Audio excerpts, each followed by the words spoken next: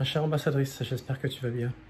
Je suis content de te retrouver et de faire cette vidéo pour toi, pour t'aider toujours à avancer dans ta vie malgré tes soucis, malgré les vicissitudes que tu peux vivre dans ton couple, avec tes amis ou sinon au niveau familial, au niveau du travail. Voilà, on vit toujours des situations qui peuvent être difficiles, d'une part à en parler, et de deux, faire le point, se projeter en se disant où j'en suis, en tout cas je ressens bien à quel point je me sens pas bien. Et le thème de cette vidéo, je l'appellerai « T'arrive-t-il des fois d'avoir envie de tout plaquer, de tout laisser en plan, de tout arrêter ?»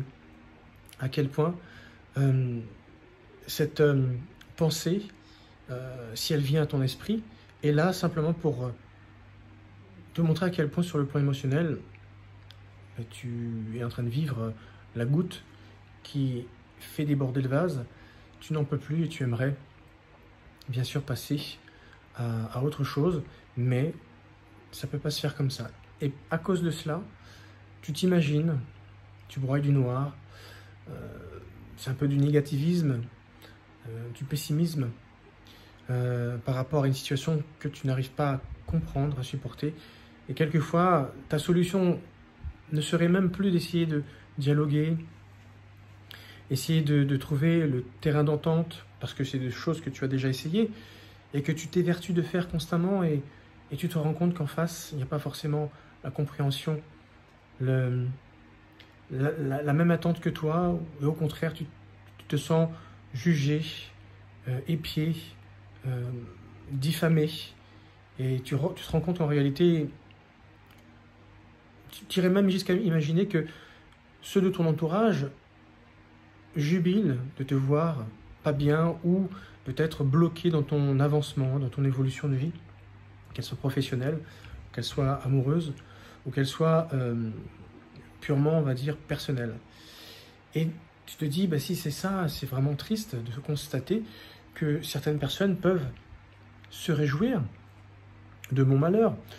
Comment peut-on se réjouir du malheur des autres? En termes de...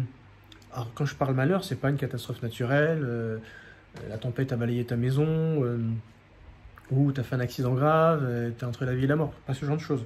Mais plutôt, voilà, actuellement, ben, c'est ton tour de vivre une situation délicate, voilà, tu viens de perdre ton travail. Ah, comme si ça les réjouissait, ou tu viens de perdre un statut, une fonction au sein de l'entreprise, dégradé.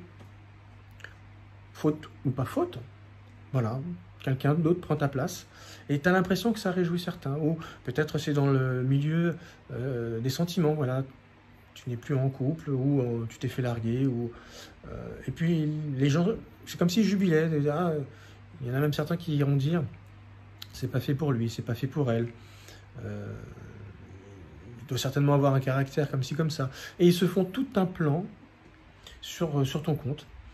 Ils vont commencer à penser des choses qui ne sont pas vraies, ils vont commencer à te juger, à t'étiqueter, à te mettre dans une boîte. Et ça peut être les causes pour lesquelles tu ne te sens pas bien, et que des fois tu as envie de tout plaquer, tout arrêter, rien vouloir faire, en tout cas avec ces personnes autour de toi, parce qu'elles deviennent nuisibles. Si tu ressens ces choses, fais un break. Fais un break, n'essaie pas de trouver une solution. N'essaye pas non plus de discuter avec ces personnes-là, parce que si tu as le sentiment qu'elles jubilent ou qu'elles estiment que là, tu devrais fermer ta bouche, parce que vu ce qui t'arrive, si tu ressens ces choses, eh bien je te dirais, ne cherche pas à discuter avec ces personnes, parce que tu rentrerais dans une justification. Or, quelle est la personne mieux que toi et la tierce personne avec qui tu as vécu le problème serait mieux placée pour savoir ce qu'il en est réellement?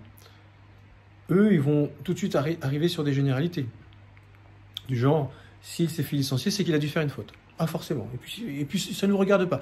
Mais malgré tout, ils émettent cette hypothèse. Et non, on ne veut pas savoir. Non, mais tu ne justifies pas. Hein. Si ça s'est passé, c'est que quelque part... ben oui, mais c'est pas ça qui s'est passé. Bon, bref. Ça peut être également dans ta famille. Voilà, on te reproche quelque chose, mais c'est... des bruits à droite à gauche, ils font un puzzle qui n'est pas entièrement fini, et toi tu viens, tu es concerné, et on te reproche des choses, alors attends, je n'ai même pas commencé à m'exprimer, que déjà tu m'as déjà jugé et étiqueté, et quand tu commences à parler, on ne veut pas forcément te croire, parce qu'il y avait peut-être des a priori sur ton compte, de la jalousie, de l'envie, enfin, tu vois ce que je veux dire?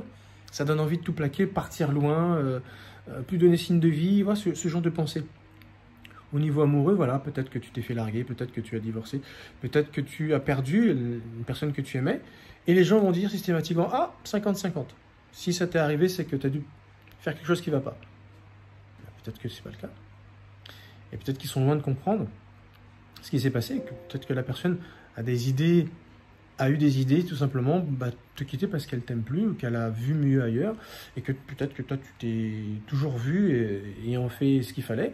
Tu as même demandé à la personne où on va, qu'est-ce qui se passe, pourquoi tu décides de virer de bord comme ça, qu'est-ce que j'ai fait, et de pas forcément avoir un répondant ou des réponses concrètes qui te permettent de te remettre en question ou de t'améliorer parce que tu n'as pas forcément le répondant. Mais c'est pas vraiment ça la question, parce que c'est dans ton couple, quoi qu'il arrive, que tu vas trouver la solution, mais de voir que plutôt à l'extérieur, les autres vont te juger, vont t'étiqueter, vont te dire « Ah, si ça s'est passé, c'est que tu as du tort. » C'est comme ça que les gens pensent, mais il y a des cas à part. Peut-être que ce n'est pas le cas, ou peut-être que c'est le cas, mais peut-être que tu as travaillé dessus pour que ça s'améliore, et que finalement, la personne en face, elle a quand même décidé de te larguer, de te limoger, et tu n'as plus que les yeux pour pleurer, malheureusement. Voilà, si c'est ce genre de situation que tu peux vivre, je pourrais en citer d'autres. Hein, tes rapports avec tes enfants, ou tes enfants devenus adultes te reprochent certaines choses, et ils attendent que tu te justifies, que tu reconnaisses ton tort, alors que peut-être c'est une éducation qu'ils n'ont pas comprise.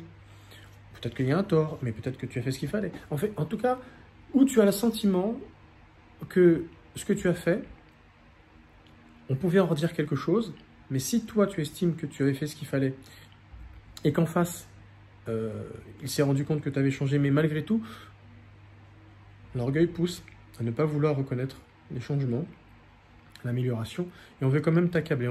Et puis on est peut-être même content d'avoir ça contre toi. Ça devient de la méchanceté, tu vois. Parce que bien sûr, il y a des fois, si jamais tu es fautif de quelque chose, il faut reconnaître son tort. Mais c'est bien qu'en face, tu aies un juste retour des choses. Qu'on te dise vraiment, c'est pour ces raisons qu'on est contre toi, qu'on n'est pas d'accord avec toi. Il faut que les choses soient claires dans les deux sens. La franchise est quelque chose de très, très, très important. Voilà ce que j'avais à te dire. Donc, si jamais tu vis ces situations-là où tu as le sentiment de ne pas avoir une claire vision sur ce qui t'arrive et tu ne comprends pas pourquoi les gens dans ton entourage sont friands ou sont jubiles de te voir peut-être dans une situation où ils sont contents de voir que tu es bloqué ou que tu ne puisses pas jouir d'une certaine position ou que tu as perdu l'amour ou ce genre de choses, temporise. C'est pas le moment pour te lancer des plans sur la planète, mais plutôt temporiser, parce que tu risques de peut-être prendre une mauvaise décision et peut-être de le regretter derrière. Mais plutôt d'essayer de te faire tout petit, faire ta petite vie dans ton coin, t'occuper les mains, t'occuper l'esprit à autre chose, et avec le temps, ça va se tamiser. En tout cas, si tu vis encore avec la personne qui partage ta vie, le pervers narcissique, c'est pareil. Évite de rentrer en conflit, évite de te justifier. Parle peut-être avec un ami qui ne va pas te juger, mais au contraire va être une bonne oreille, et va peut-être t'orienter sur des voies qui vont t'aider à attendre le moment pour prendre de bonnes décisions sur cette situation. Voilà. Voilà ce que j'avais à te dire. Merci de m'avoir écouté. Si jamais tu as apprécié, n'hésite pas à liker, n'hésite pas à me faire un commentaire. Et surtout, ne reste pas, ne t'isole surtout pas. Fais toujours quelque chose. Trouve les bonnes personnes avec qui parler. Ceux qui vont véritablement t'aider et ceux qui auront vraiment une oreille sincère et une bouche qui ne sera pas là pour te juger et te faire du mal, pour t'accabler, mais au contraire qui sera là pour t'aider. Et généralement, ce genre de personnes ne sont pas là constamment à te demander alors et alors et alors. Non, ils t'écoutent, ils te conseillent et après ils te laissent. Ils ne sont pas là à scruter, à te veiller. Non, méfie-toi des faux conseilleurs. Ceux-là souvent sont plus dangereux parce que ce sont soi-disant des amis et en réalité ils font tout le travail inverse. Quand tu termines une discussion avec eux, tu te sens plus mal qu'autre chose. Donc fais attention à cela. Fais le tri autour de toi tout simplement. Il faut savoir des fois faire le tri dans ces relations pour se sentir mieux, tout simplement. Merci de m'avoir écouté. Je te dis à la prochaine vidéo. À très bientôt. Ciao.